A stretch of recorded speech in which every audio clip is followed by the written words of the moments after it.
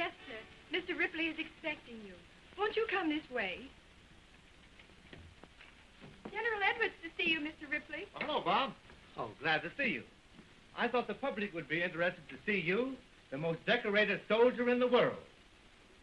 But I don't know quite how to address you. You hold so many honorary commissions, I don't know whether to call you a general, or a colonel, or a lieutenant, or... Just call me Dan, Bob. That's perfectly all all right. right. Dan, how many times have you been decorated? Well, I have 83 major decorations from 7 different campaigns. 83. I noticed a Congressional Medal of Honor and a Distinguished Service Cross. Believe it or not, I think you deserve still another medal for winning so many. Well, that's kind of you to say so. Will you sit down for a second? I only want to finish up a sketch of you. You won't have to sit as long as another soldier, Savan. Savan was a soldier in Napoleon's army. And he went AWOL, absence without leave or something. And when they caught him, he said, "I'm too tired to do anything but sit down." So Napoleon ordered him to sit on a nest of hen's eggs until they hatched. And believe it or not, he actually hatched 3 broods of chicken. That's a clever way to fight a war, Rip. But the endurance sitter of all time was Saint Simeon Stylites, the pillar saint. About 1,500 years ago in Syria, he climbed upon top of a marble column when he was a small boy. And he stayed there for 63 years until he died. He probably was the great-great-great-grandfather of the present-day tree sitters. Some special deliveries, Mr. Ripley. Well, you're pretty busy, Rip. I think I'll run along. Well, I have your sketch ready, too. Well, that's very nice of you, and thank you very much. But I'm not as busy as this man out here. This is Albert J. Smith of Dedham, Massachusetts, the original one-arm paper hanger. Well, I wonder what he'd do if he had the hives. I ever had him.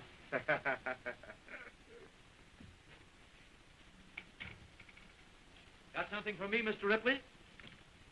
Oh, why, yes. I have a puzzle for you. One of the oldest and most famous in the world. This puzzle caused the death of Homer, who died of vexation trying to solve it. This is it. What we caught, we threw away. What we could not catch, we kept. I'll think that over. Oh, here's an interesting item that came in the mail. Fan Tan, a siren of Suchow. If she had been elected president, she could have formed her cabinet with her own husband, for she was married 12 times before she was 16 years old. She must have been the bride of the regiment. She should have had for a husband Frederick the Great, the King of Prussia. He was married to the Queen for 28 years and only saw her twice, when they were married and when she died. And each time, she wore lilies. What we caught, we threw away. What we could not catch, we kept. Well, I give up. Well, so soon. The answer is fleas. Now, I have a flea story here in a nutshell. You mean to say that those are fleas? Why, yes. All dressed up and no dog to go to. Alina Berry of Mexico City makes a living sewing clothes for fleas. She dresses them in miniature garments and sells them to the tourists. She must be the wife of the man who makes spats for centipedes.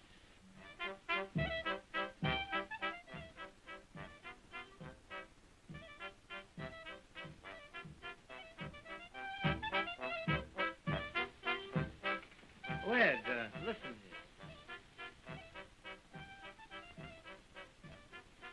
I certainly love that old German song. Ach, du lieber August. But that's not a German song. That's an Arabian song. The Moors brought it to Spain, where it's now used in Spanish churches. The Germans have given it to us in this form.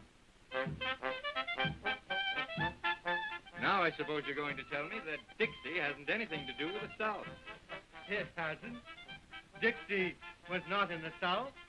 Dixieland was originally a farm on Long Island owned by a man by the name of John Dixie. He befriended so many runaway slaves before the Civil War that his place, Dixie's land, became a sort of a paradise to them. It wasn't until the songwriters came along that Dixie was transplanted to the South. Well, it's all very interesting, Rip, but I dropped in to see you about next week's lineup. What are you going to give us? Well, I've been drawing a picture of the modern Jonah. James E. Bartley, a sailor aboard the Star of the East, fell overboard just off the Falkland Islands in February 1891, and he was swallowed by a whale. He was rescued 12 hours later by his own shipmate, who caught the same whale and freed him. Here is something for the ladies. In every country, including ancient Sparta, they had widows. Merry widows, grass widows, everything but miniature golf widows. In ancient Sparta, if a widow remarried, she was compelled by law to wear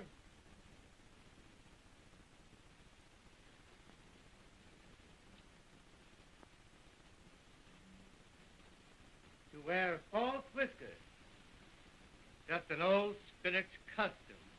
Here is one for the flappers. A little Mongolian lady who plasters her hair with mud and glue until it resembles the horns of a ghost.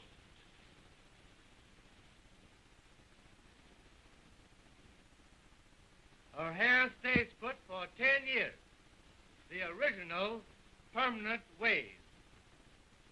That must measure almost a yard across. Speaking of yards, did you know that King Henry I of England invented the yard measure? No, I did not.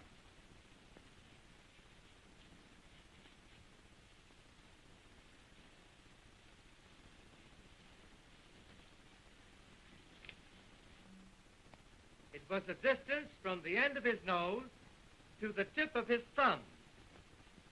Believe it or not.